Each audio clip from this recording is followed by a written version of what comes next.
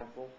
If it's economically harmful in bad times, is it not economically harmful in good times? Why not permanently get rid of the thing? It may well be. But there is an element of this statute that allowed the governor to call for a one-year moratorium, which you can successively renew, to evaluate where we are with this law given economic hardship.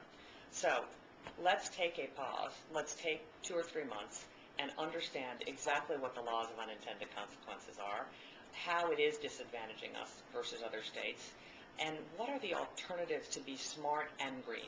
So I don't think this is an either-or. You know, you're either smart and business-friendly or you're green. I don't believe that. And so let's take a look at what we have here. And before we throw the baby out with the bathwater, let's look at this very carefully. And let's take advantage of the statute was written smartly. It had this provision in it. Let's take a year, 6 months, figure out what we got here. And the thing I want to make sure that we do here is we do need to own green energy in California and alternative energy. Because what California has historically been known for is owning innovation. I mean, whether it was farming or entertainment or aerospace or high-tech, biotech, green tech, we have got to be the innovation engine of the country because we are high cost. So if we don't own innovation and the next new thing, we're going to regret that. Have you taken a position on the initiative that has been submitted to suspend AB 32 until unemployment drops to 5.5%? Yeah, I won't be certainly supporting that. I think a better course is to have a one-year moratorium on that. So you won't support that? Yeah, I will not support that.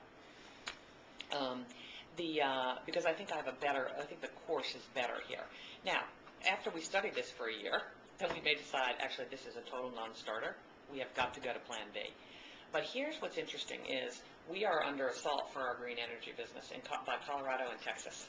They are after this business. In fact, the number 2 city in America is actually, for green energy, is actually Houston, Texas. Think about that for a minute. In the middle of the oil patch, they have more green energy jobs than any other city in America except for Silicon Valley. Well, do they have similar, I mean, do they have their own version of AB 32? No. They have attracted green jobs through tax credits, enterprise zones, more traditional ways, and you've read my plan. So why would we need AB 32? We might not.